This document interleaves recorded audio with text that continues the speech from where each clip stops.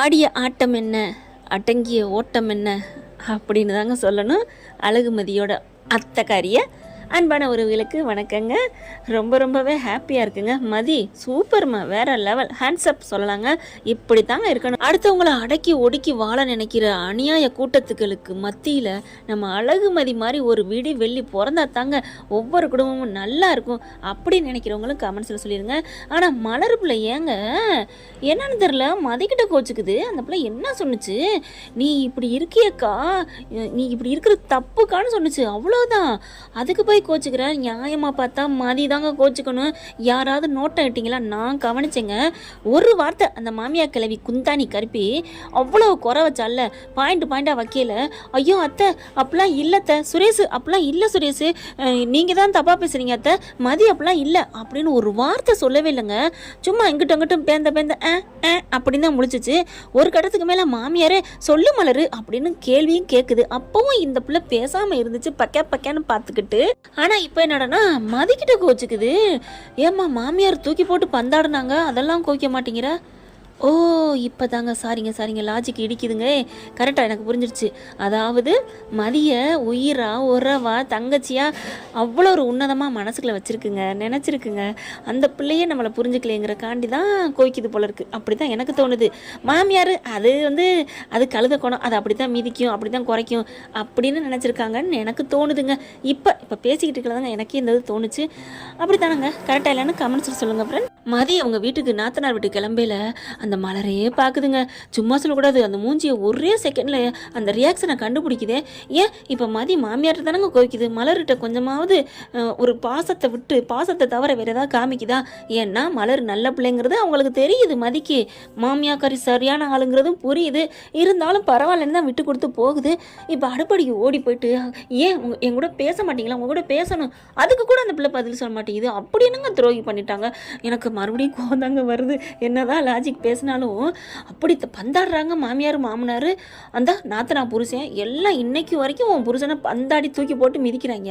அவங்ககிட்டலாம் அத்தை வந்துட்டேன், அண்ணே வந்துட்டேன் அப்படின்னு காப்பி வேண்டி ஆட்டிக்கிட்டு போகிற அந்த சாலை போட்டுக்கிட்டு, அந்த சுடிதாரை போட்டுக்கிட்டு.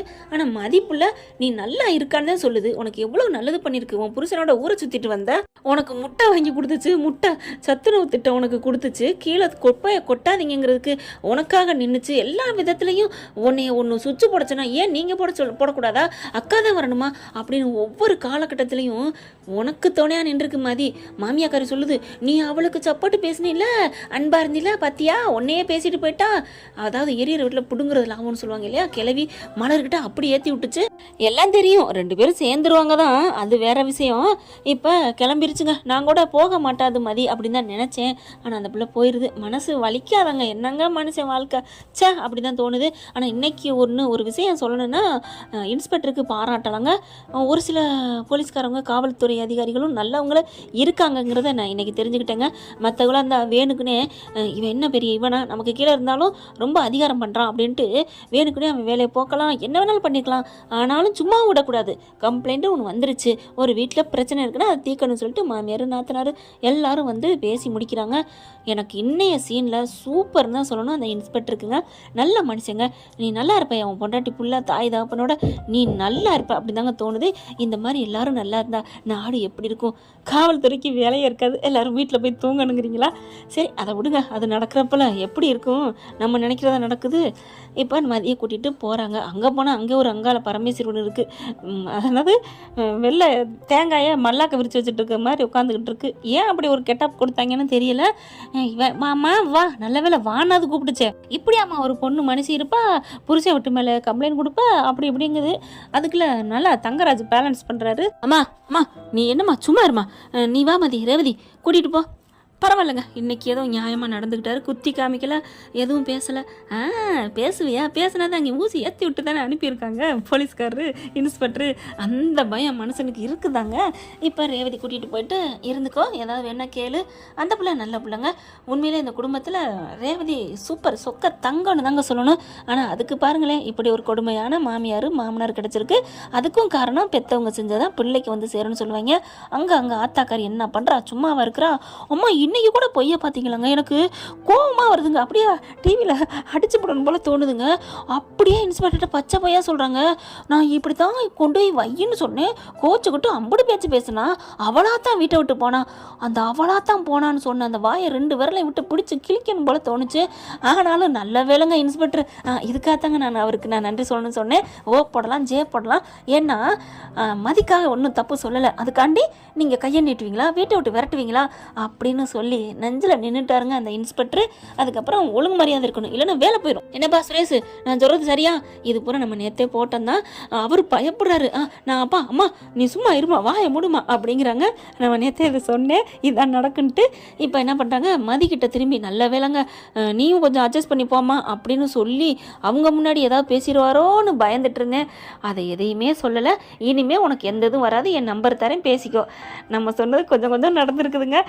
சரின்னு சொல்லிடுறாங்க. பாவமாக இருந்துச்சு மதியை பார்க்கல. அவங்களுக்கு என்ன ஆசையாங்க இந்த குடும்பத்தை கொண்டு போய் காவல் நிலையத்தில் வைக்கணுன்ட்டு. இந்த பொம்பளை பண்ணுறதெல்லாம் ரொம்ப ரொம்ப ரொம்ப ரொம்ப ரொம்ப டூ மச்சுங்க. இப்படி ஒரு மாமியெல்லாம் நான் பார்த்ததே இல்லைங்க.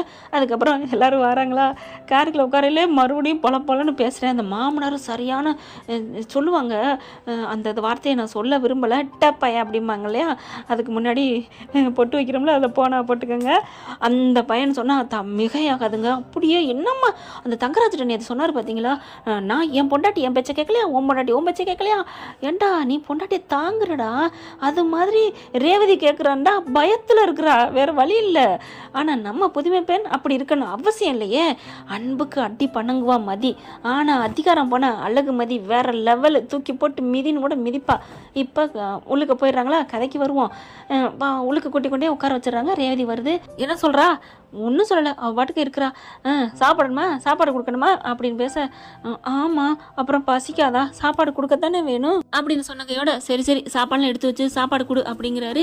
எனக்கு முக்கியமாக வேலை இருக்குது அப்படின்னு லேப்டாப் நோண்டிக்கிட்டு போய் உள்ளுக்க உட்காந்துக்கிறாரு. இங்கே மதி அப்படின்னு கூப்பிட எந்திரிக்கிறாங்க. சாப்பிடாமா, இல்லைக்கா பசிக்கலை அப்படிங்கிறாங்க. அட வா சாப்பிடவா அப்படின்னு சொல்லிட்டு கூட்டிகிட்டு வராங்க. மதி வயசும் மலர் வயசும் ஒன்றுன்னு அன்னைக்கு தான் பேசிக்கிட்டாங்க, 1 மாதம் தான் முன்ன பின்னன்னு. ஆனால் ரேவதி வந்து அவங்கள அண்ணி வாங்க போங்கிறாங்க, மதியை மட்டும் வா போங்கிறாங்க. ஓ தம்பி பொண்டாட்டிங்கிறதுனால அப்படி பேசுகிறாங்க போல இருக்கு.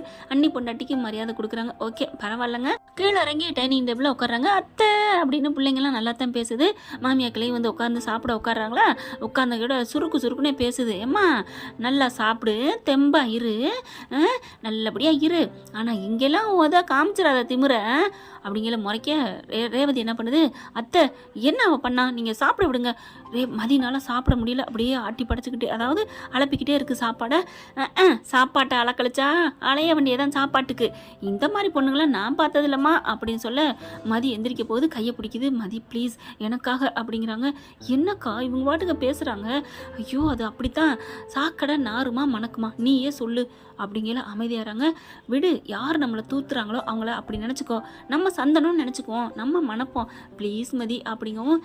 சரிங்கக்கா அப்படின்னு சாப்பிட போகிறாங்க. வாயில் எடுத்து வைக்க, என் புள்ள தான் அந்த வீட்டுக்கு ஓடா உழைக்கிறான், இந்த சாப்பாடு வாயில் வைக்கிறதுக்கு என்ன பாடுபடுறான், அந்த வாயில் வைக்கையில் இப்படி சொல்ல மறுபடியும் பார்க்குறாங்க. என்னடி பார்க்குற, நான் இப்போ என்னத்தை பேசிவிட்டேன், உன் புருஷன் குடும்பத்தையே கொண்டு போய் போலீஸ் ஸ்டேஷனில் வச்ச, அதை விடவா நான் பேசிவிட்டேன், இப்படிலாம் ஒரு பொண்ணுக்கு திமிரு ஆகாதுமா அப்படிங்கல கோவம் வருது. அக்கா அப்படின்னு சொல்லிட்டு இங்கே பாருங்க நீங்கள் ரொம்ப பேசுகிறீங்க அப்படின்னு சொல்லிக்கிட்டு இருக்கல, என்னடி ரொம்ப பேசிட்டோம். அவங்க அப்பன்னு ஆத்தாலும் வந்துடுறாங்க. இந்த வந்துட்டாங்கல்ல மதி அப்படின்னு கூப்பிட, சார் அப்படின்னு கூப்பிட்றாங்க. வாங்க வாங்க, அதான் வந்துட்டீங்களே, திறந்த வீட்டுக்குள்ள ஏதோ வர்ற மாதிரி அப்படின்னு தூக்கி வாரி போடுது மதிக்கு. இங்கே பாருங்க உங்களுக்கு அவ்வளோதான் லிமிட்டு, மதி மதி மதி அப்படின்னு அடக்குது ரேவதி. அவங்க அப்பாவும் அம்மாவும், ஏண்டி இங்கேயும் வந்து பேசுகிற, அம்மா நான் இங்கேயும் பேசினாலும் அங்கேயும் பேசினாலும் நான் நியாயத்தை தனமாக பேசினேன், அவங்க என்ன பேசுனாங்க, திறந்த வீட்டுக்குள்ள வந்துச்சுன்னு சொல்கிறாங்க, தெரியலையா, விடுடி திறந்துருந்துச்சு விடு, நாங்கள் வந்தோம், அதைத்தான் அவங்க சொல்கிறாங்க. அம்மா சொல்கிறத சொல்லிவிட்டு, ஏம்மா நம்ம என்ன நாயை விட கேவலம்னு சொல்கிறாங்களா, வேண்டி அது நன்றி உள்ளதாண்டி, அதை பற்றி சொன்னா என்ன, அம்மா அது நன்றி உள்ளதான், சொல்கிற பொருள் வார்த்தை அந்த இடம் பொருள் இருக்குல்லம்மா, அவங்க சொன்ன விதத்தை பார்த்தீங்களா அப்படிங்கல. அடியே விட, நல்ல பிள்ளைய பெற்று வச்சிருக்கீங்க, வீடே ஆமாம்ல, இந்த பேச்சு பேசுகிறாளே, அப்போ பாவம் ரேவதி உன் அம்மா கதி அதோ கதி தான்.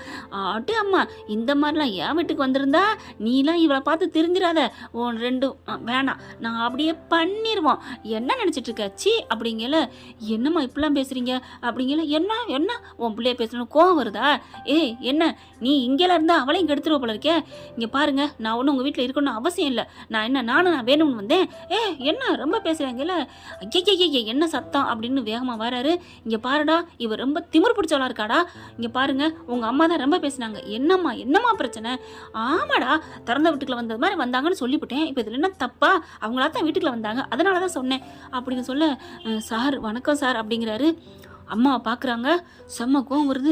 என் ஆத்தா வேற நேரங்காலம் தெரியாமல் பேசுதே அப்படின்னுட்டு, அம்மா உனக்கு கொஞ்சம் கூட அறிவு இல்லையாம்மா? என்ன நினச்சிட்டு இருக்க? அந்த பொண்ணு எனக்கு தங்கச்சி மாதிரி. நான் என்ன நம்பி தான் கூட்டு வந்திருக்கேன். யாரை நம்பி அவங்க வீட்டிலேருந்து என்ன விட்டுருக்காங்க அவளை, அந்த பொண்ணை? இது பிறந்த வீடு மாதிரி அவள் இருக்கணும். இப்படித்தான் நீ பேசுவியா? உனக்கு அது பொண்ணு மாதிரிமா? என் பொண்ணு மாதிரி வருமா? என் பொண்ணத்தை உலகத்தை விட்டு அனுப்பிட்டாங்களே, அதான் போயாச்சு, முடிஞ்சு போச்சு. இன்னும் அதையும் பேசிகிட்டு இருக்க? பாவம்மா மதி, விடு அப்படிங்கிறாரு. என்னடா டேய் இப்படி பேசுகிற? ஆமாம், நீ பேசுனது தப்பு. நீ ராமசாமிகிட்ட மன்னிப்பு கேளு அப்படிங்கிறாரு. என்னது, நான் மன்னிப்பு கேட்கணுமா? அதெல்லாம் முடியாது. நீ தப்பு, நீ பண்ணது தப்பு, நீ பேசுனது தப்பு அப்படி மதி பார்க்குது. என்னது இந்த வெள்ளச்சட்டத்தாலே நான் பேசுறது அப்படின்னு பார்க்க, சார் வேணாம் சார்னு மதி அப்பா சொல்கிறாங்க. வேண்டாம் விடுங்க, என் பிள்ளை ஏதாவது பண்ணியிருந்தா மன்னிப்பு கேட்டுக்கிறேன். அம்மா மன்னிச்சுக்கங்கம்மா அப்பா அப்படின்னு வேகம் எஞ்சி கையை தட்டி விடுது. ஏப்பா எதுக்குப்பா மன்னிப்பு கேட்குறீங்க? நீங்கள் என்ன தப்பு பண்ணீங்க? விடுமா அப்படிங்கிறாங்க. நீங்கள் சும்மா இருங்கப்பா. டேய் தங்கராஜு, அவங்க அம்மா சொல்லுது. பாத்தியாடா, ஒன்றுக்கும் இல்லாததெல்லாம் அவங்க அப்பே மன்னிப்பு கேட்கறதுக்கு அப்படி துடிச்சு போறா, பறந்து போறா. ஆனால் நீ பெத்த தாய மன்னிப்பு கேட்க சொல்ற. நீ என்னடா ஜென்மம் மனுஷன் அப்படின்னு சொன்னோன்னே, அம்மா நீ வேற நேரங்காலம் புரியாம இப்பதாம்மா ஸ்டேஷனுக்கு போயிட்டு வந்திருக்கு. அவ இப்ப நேரா பெட்டித்திட்டு மறுபடியும் போயிட்டாங்க. ஒரு வார்த்தை சொன்னா போதும். ஏன் அவ்வளவு தூரம் போகவே தேவையில்லை. நம்பர் கொடுத்துருக்காருமா, நம்பர் கொடுத்துருக்காரு. டே என்னடா அப்படிங்கிறாங்க. அவ ஃபோன் பண்ணி சொல்லிட்டானா அவங்க வீட்டாளுங்க மட்டும் இல்லடா, நான் ஏன் போறேன், நீயும் தாம்மா சேர்ந்து போவ. கொடுமைப்படுத்தினேன்னு சொல்லிட்டா என்ன பண்ண முடியும்? பொண்ணுங்க பார்த்து எல்லாத்தையும் கையை காமிச்சா எல்லாரும் யார் கையை காமிக்கிறாலும் அம்புட்டும் போகணும். ஏண்டா அப்படியாடா அப்படிங்கிற. ஆமாம் அப்படிங்கிறாரு. சரி மன்னிப்பெல்லாம் நான் கேட்க மாட்டேன், வேணா பேசிட்டு போட்டு மகட்ட என்னை ஆளை விடுங்கப்பா அப்படின்னு ரூமுக்குள்ளே ஓடிடுதுங்க. அம்மாடியோ அப்படின்னுட்டு அதுக்கப்புறம் ராமசாமி மன்னிச்சுக்கோங்க எங்கள் அம்மா பேசுனதுக்கு. ஐயோ சார் அதெல்லாம் பரவாயில்ல, நீங்கள் உங்கள் தங்கச்சின்னு சொல்லிட்டீங்க, அதை விட எனக்கு என்ன வேணும்? நிஜமாத்தாப்பா, நான் என் தங்கச்சியை தான் நினைக்கிறேன். நீங்கள் என் சித்தப்பா சித்தி, இனிமேல் அப்படி தான் இருக்கணும். மதிக்கும் நான் இனிமேல் நல்லா அட்வைஸ் பண்ணுறேன். மதி நல்ல பிள்ளை தான், அந்த பிள்ளைக்கு அட்வைஸ் பண்ணுறோம்னா அவசியமே இல்லை அப்படிங்கிற எல்லாத்தையுமே கேட்குறாரு சுரேஷ். என்னது மாமா இவ்வளோ பேசுகிறாரு? அப்போ நிஜம்தான் பேசுகிறாரா? மாமாவை தங்கச்சியை ஏற்றுக்கிட்டாரா பொண்டாட்டியை அப்படின்னு நினைக்கிறாரு. மதி மேலே எந்த தப்பும் இல்லைன்னு சொல்கிறாரு. நம்ம தான் தப்பாக புரிஞ்சுக்கிட்டோமா? தங்கராஜ் பேசுனதெல்லாம் இந்த மதி கொஞ்சம் கொஞ்சமாக மனசு மாறணும், அந்த மறுபடியும் போயிட்டு அங்கே போய் நிற்கக்கூடாது அப்படிங்கிறதுக்காக பேசுகிறாரு. ஆனால் பேச விட்டு தான் உள்ளுக்க நிற்கிறாரு. பேசட்டும் ஆத்தாவது மனசில் உள்ளதை பேசட்டும்னு.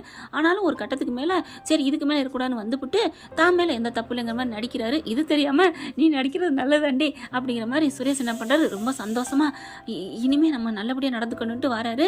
வாப்பா சுரேஷ் வா வா வா மாமா அப்படின்னு வராங்க. அத்தைங்க அம்மா இப்போ தான் தூங்க போனாங்க, சாப்பிடு உட்காரு. மதி உட்காருமா, ஏம்மா எந்திரிக்கிற? இல்லை அப்படிங்கிறாங்க. சார் சித்தப்பா உட்காருங்க வாங்க. இல்லை சார் இங்கே பாரு, உட்காருங்களா உட்கார மாட்டீங்களா பாருங்க, வாங்க உட்காருங்க. ரேவதி போய் சாப்பாடு எடுத்துட்டு வாமா அப்படி எல்லாருக்கும் தடபுடா போட மதிக்கு ஒன்றுமே தலைகளை தான் போகுது, புரியவே இல்லை என்ன நடக்குதுங்கிற மாதிரி. சுரேஷ் பக்கத்தில் உட்கார்றா, இங்கே பாரு இவ தான் உன் பொண்டாட்டின்னு ஆகிப்போச்சு, இவ கூட அன்பாக இருக்கிற வழியை பாரு. டேய் பொண்டாட்டி தொட்டா, புருஷங்காரன் தொட்டாலே பொண்டாட்டி உருகாதவங்க யாரும் இல்லைடா, நீ அன்பா இருடா, இப்போ பாரு முறுக்கிக்கிட்டே இருப்பியாடா போலீஸ்கார மாதிரி. இல்லைம்மாம்மா சரி மாமா நீங்கள் சொல்லிட்டீங்களே அப்படி இரு அப்படின்னு சொல்கிறாங்க. அதுக்கப்புறம் எல்லாரும் சாப்பிடல. டே சுரேஷ் சாப்பாடு எடுத்து ஊட்டி விட்றா உன் பொண்டாட்டிக்கு. அதெல்லாம் வேணாம் அப்படிங்கிறாங்க மதி. அட என்னம்மா போமா, நான் என் பொண்டாட்டிக்கு ஊட்டுவேன், என் பொண்டாட்டி எனக்கு ஊட்டுவா, நீ ஊட்டாட்டியும் சுரேஷ் ஊட்டு. மதினால ஒன்றும் பண்ண முடியல. இல்லை இருக்கட்டும் மாமா நான் ஊட்டுறேன் மாமா அப்படின்னு எடுத்து இந்தா மதி வாங்கிக்கோ அப்படி பார்க்குறாங்க. நிஜமா மனசாரையாடா கொடுக்குற நீ அப்படின்னு பார்க்க, ஏய் உனக்கு மனசார தாண்டி ஊட்டுறேன் வாங்கிக்கடி. பார்வையில் ரெண்டு பேரும் பரிமாறிக்கிறாங்க. உண்மையிலே மனசாரத்தை மதி ஊட்டுறேன் வாங்கிக்கோ. என் காதில் நீ விழுந்துச்சா, நீங்கள் சொன்னீங்களா இல்லை நான் கற்பனையா அப்படின்னு மதி கேட்க, கற்பனைலாம் இல்லை, காதில் தான் விழுந்துச்சு. தங்கராஜ் பார்க்குறாரு, இதில் ரொமான்ஸ் நடக்குது, ரேவதி வா அப்படின்னு கூட்டிகிட்டு மேலே போயிடுறாரு. ரேவதிக்கு அவ்வளோ ஒரு சந்தோஷம். இப்போ பார்த்தீங்கன்னா ஊட்டினதை வாங்கி சாப்பிட்றாங்க. என்ன சொல்கிறதுன்னு தெரியல, சுற்றி பார்க்குறாங்க, ஆளை காணோம். மதி ஒரு மாதிரியா பார்க்க, எங்கே யாரையும் காணோம் அப்படிங்கிறாங்க. அவங்கவுங்க தூங்க போயிருப்பாங்க, சாப்பிடு அப்படின்னு சொல்லிட்டு 2 பேர் சாப்பிட்டு முடிக்கிறாங்க. அதுக்கப்புறம் வா ரூம் கொடுத்துட்டாங்களா அப்படிங்கல, எனக்கு ரூம் கொடுத்துட்டாங்க, உங்களுக்கு கொடுத்தாங்களா என்னன்னு தெரியல. பாத்தியா மறுபடியும் ஆரம்பிக்கிற, என்ன நான் என்ன ஆரம்பித்தேன், அவங்க என்ன தனித்தனியாக புருஷன் பொண்டாட்டிக்கு ரூம் கொடுப்பாங்க, தனித்தனியாக இருக்கக்கூடாதுன்னா என்ன இங்கே வர சொல்லியிருக்காங்க, அப்படி இருக்கல ஏன் மதி அப்படின்னு சொல்ல அப்படியே உங்களுக்கு ஒரு மாதிரியாக வருது, சிரிப்பும் வருது. வேகமாக ஏறி மேலே போயிடுறாங்க. ஆகா சிரிச்சுட்டாடா அப்படின்ட்டு பின்னாடியே போகிறாங்க சுரேஷ். என்ன ஃப்ரெண்ட் இப்படிலாம் போனால் நல்லா தான் இருக்கும். அவங்க அப்பா அம்மாவும் கிளம்பிடுறாங்க, போயிட்டு வரேன்னு சொல்லிட்டுங்க, அதை சொல்லாமல் மறந்துட்டு. Thank you friends. இந்த பதிவு உங்களுக்கு பிடிச்சிருந்துச்சுன்னா உங்கள் பொண்ணான கையில் ஒரு லைக்கை போட்டு சப்ஸ்கிரைப் பண்ணி ஆதரவு கொடுங்க அன்பு உறவுகளே. Thank you friends. இந்த வீடியோ உங்களுக்கு பிடிச்சிருந்தா தயவு செய்து லைக் பண்ணுங்க. இன்னும் அப்டேட்ஸ்க்காக சேனலை சப்ஸ்கிரைப் பண்ண மறக்காதீங்க. நம்ம கிட்ட இருக்க எல்லா சேனல்ஸோட லேட்டஸ்ட் வீடியோ அப்டேட்ஸ்க்காக மேல ரைட் சைடுல காட்டுற லிங்கை கிளிக் பண்ணி வாட்ஸ்அப் குரூப்ல ஜாயின் பண்ணுங்க. உங்களிடம் விடைபெறுவது நான் உங்கள் மெஹர்.